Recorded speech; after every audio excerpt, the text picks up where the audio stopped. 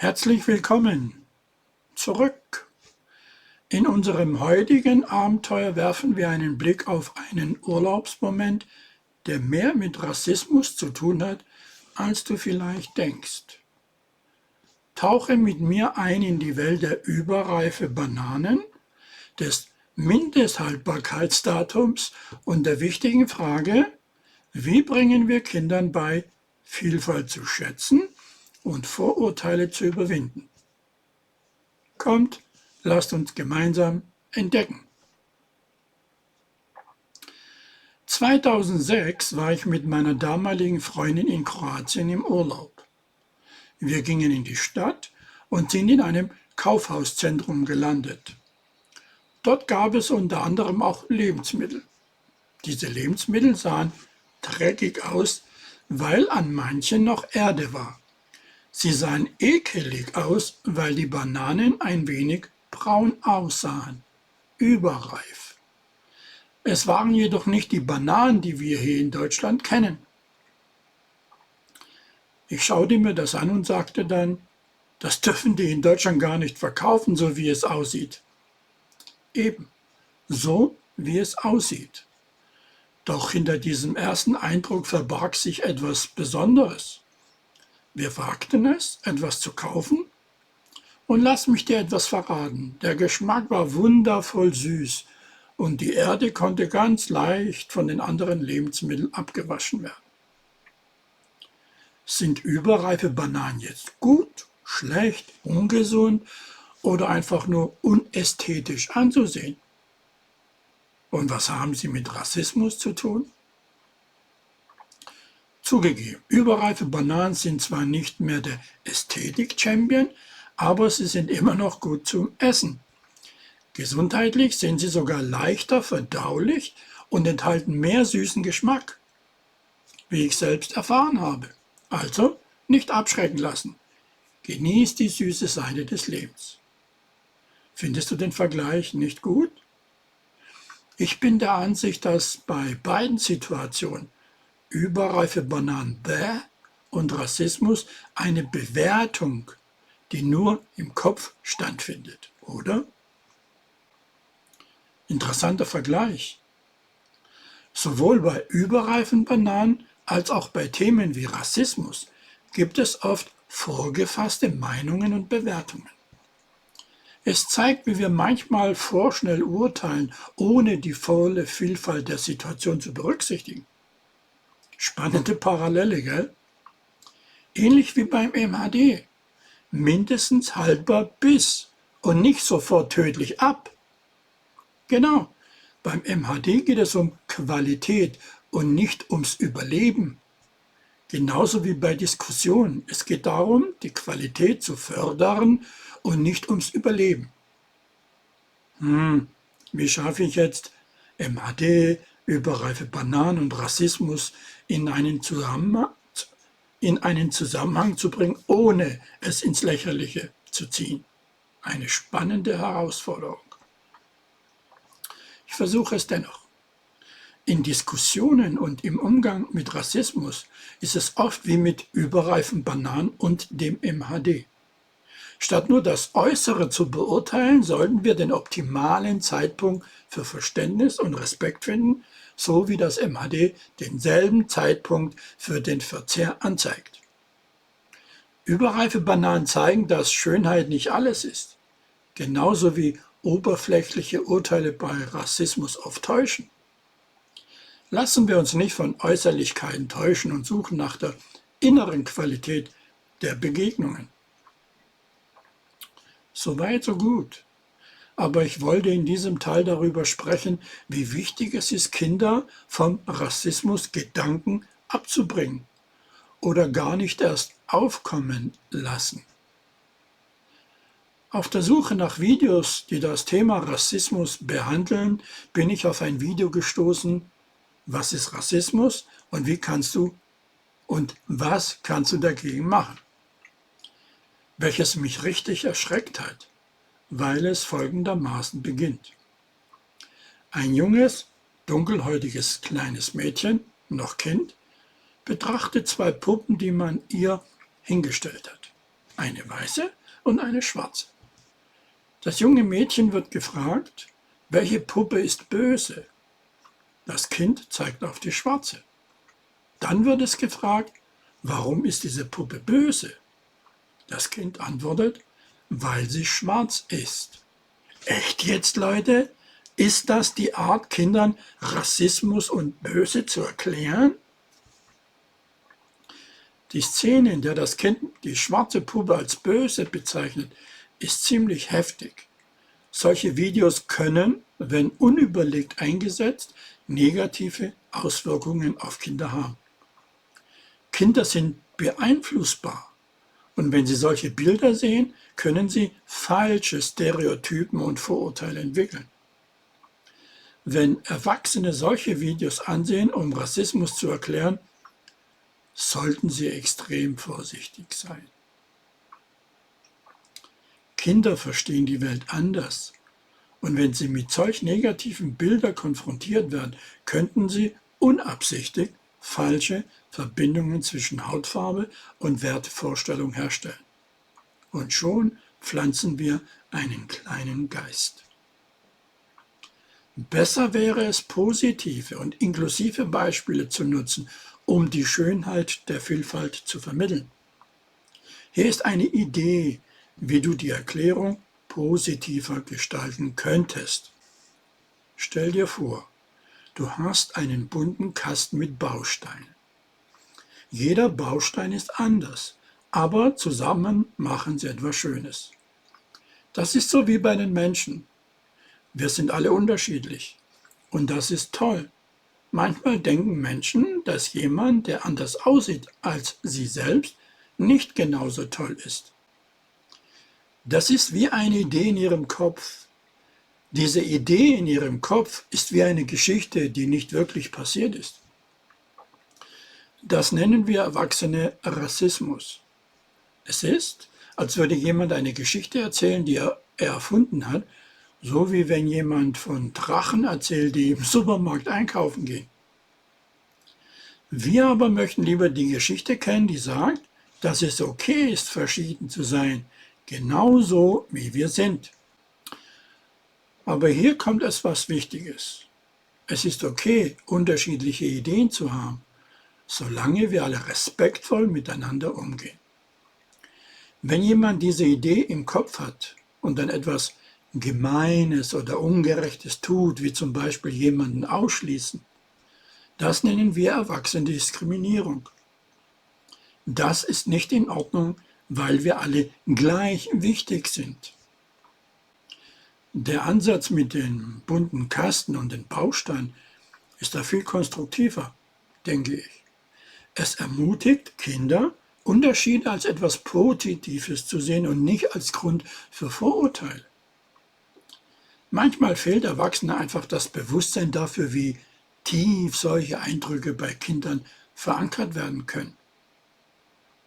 Daher ist es entscheidend, mit Bedacht und positiv an das Thema heranzugehen, um die richtigen Werte zu vermitteln. Und wie können wir als Erwachsene dazu beitragen, dass Kinder die wahre Schönheit der Vielfalt verstehen? Ganz einfach. In Gesprächen über unterschiedliche Hautfarben oder Hintergründe können wir positive Beispiele teilen oder betonen, dass jeder einzigartig ist. Das gemeinsame Lesen von Büchern, die Vielfalt feiern oder das Ansehen von kinderfreundlichen Filmen mit verschiedenen Charakteren kann auch dazu beitragen, die Perspektive zu erweitern. Schaffen wir einen Raum, in dem Kinder ihre Fragen stellen können, ohne Angst vor Verurteilung. So legen wir gemeinsam den Grundstein für eine Welt, in der Vielfalt geschätzt wird und Rassismus keine Chance hat. Lasst uns zusammen daran arbeiten, eine inklusive Umgebung für die nächste Generation zu schaffen. Eltern, hier seid ihr gefragt. Ihr spielt eine entscheidende Rolle in diesem Prozess. Hier sind einige fiktive Geschichten, die ihr als Beispiele nutzen könntet. Erstens. Abenteuer im Dschungel der Vielfalt. Stell dir vor, in einem fiktiven Dschungel leben Tiere verschiedenster Farben und Formen. Eines Tages merken sie, dass ihre Vielfalt das Dschungelleben aufregend macht und sie lernen voneinander. Zweitens. Die Zauberlandmischung. In einem magischen Land leben Bewohner mit unterschiedlichen Fähigkeiten. Eines Tages erkennen sie, dass ihre Vielfalt das Land bunter und lebendiger macht und sie lernen, ihre besonderen Fähigkeiten zu schätzen. Drittens. Die Reise der Regenbogenfreunde. Vor langer Zeit gab es einen Regenbogen, der zum Leben erweckt wurde. Jede Farbe repräsentiert eine einzigartige Eigenschaft. Als die Farben zusammenarbeiten, erschaffen sie den schönsten Regenbogen. Viertens. Die Insel der unterschiedlichen Pflanzen. Auf einer fiktiven Insel wachsen Pflanzen in allen Formen und Farben. Die Pflanzen erkennen, dass ihre Vielfalt die Insel zu einem einzigartigen Ort macht und sie teilen ihre Besonderheiten miteinander. Fünftens. Die Freundschaft der Galaxien. In der weiten Welt des Weltalls gilt als verschiedene Galaxien, jede mit eigenen Sternen und Planeten. Eines Tages beschließen sie, gemeinsam ein galaktisches Fest zu feiern und erkennen, dass ihre Unterschiede das Fest umso spezieller machen. Sechstens. Die Musik der Unterschiede. Stell dir vor, in einer Welt voller verschiedener Musikinstrumente kommen sie zusammen, um eine einzigartige Symphonie der Vielfalt zu spielen.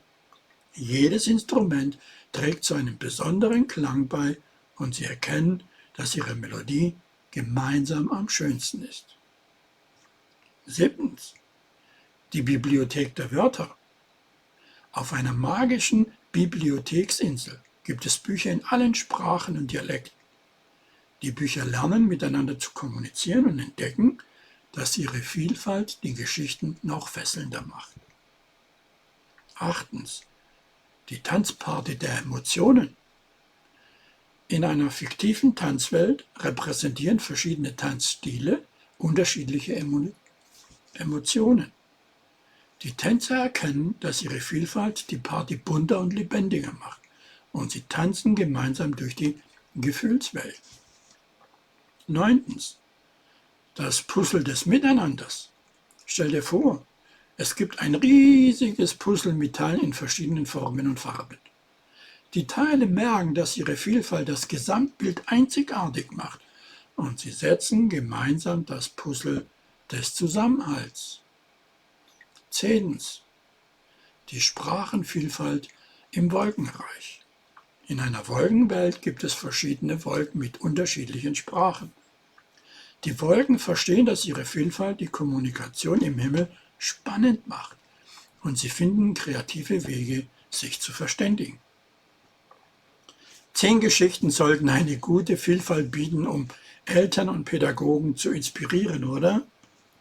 Diese Geschichten können als unterhaltsame und fantasievolle Wege dienen, um den Kindern die Werte von Vielfalt und Respekt näherzubringen. Du kannst sie nach Bedarf anpassen und in deine Erklärungen einfließen lassen. Viel Spaß und Erfolg dabei. Ach so, halt! Kennt ihr den Film Elemental? Nicht? Hier die Beschreibung dazu. In Element City leben zahlreiche Wesen, die von einem der 4 Elemente Wasser, Erde, Luft und Feuer abstammen, zusammen auf einem Haufen. Das schlagfertige Feuermädchen, Amber Lumen, was für ein Name, und der lässige Wasserjunge, Wade Ripple, können jedoch zunächst nicht viel miteinander anfangen. Zu unterschiedlich glauben sie zu sein. Sowas wie Freundschaft scheint ein Ding der Unmöglichkeit. Feuer und Wasser zusammen? Wie soll das auch funktionieren? Doch dann verbringen die beiden immer mehr Zeit miteinander. Und dabei stellen sie fest, dass sie vielleicht doch um einiges mehr als zuerst gedacht gemeinsam haben. Und dass es um mehr als nur Freundschaft geht. Vielmehr sprühen im wahrsten Sinne des Wortes die Funken zwischen den beiden. Es scheint, als ob sich Gegensätze tatsächlich anziehen. Und das ist kein dummer Spruch. Nein, es ist keine Werbung und ich bekomme kein Geld dafür. Ist das nicht traurig, dass man so etwas erst erwähnen muss? Vielleicht mein nächstes Thema? Elemental klingt nicht nur nach einer faszinierenden Geschichte. Sie passt ja gut zu diesem Thema. Die Dynamik zwischen Feuer und Wasser scheint eine interessante Allegorie für das Überwinden von Unterschieden und das Entstehen von Verbindungen zu sein. Vielleicht könntest du diese Idee in deine eigenen Überlegungen oder Diskussion über Vielfalt mit deinem Kind einfließen lassen. Was denkst du darüber? Guckst du Hop Hop? Das war's wieder einmal in unserer Reise durch die überreife Bananen, das Mindesthaltbarkeitsdatum und die Frage, wie wir Kinder vor den Gedanken des Rassismus schützen können, wird deutlich. Rassismus ist nicht angeboren. Kinder kommen ohne Vorurteile auf die Welt und es liegt in unserer Verantwortung, ihre Sichtweise zu formen. Der Gedanke, Rassismus gibt es nicht, bedeutet, dass diese Vorurteile und Stereotypen, die zu Rassismus führen, nicht in der Natur der Dinge liegen. Sie sind erlernt und können durch eine Erziehung ohne Urteil und ohne Bewertung überwunden werden. Wie sagte Marshall Rosenberg, alle Formen der Gewalt sind erlernte Strategien, die durch vorherrschende Kultur ständig reproduziert werden. Sie können demnach auch wieder verlernt werden, beziehungsweise durch andere Strategien ersetzt werden, wenn man denn will.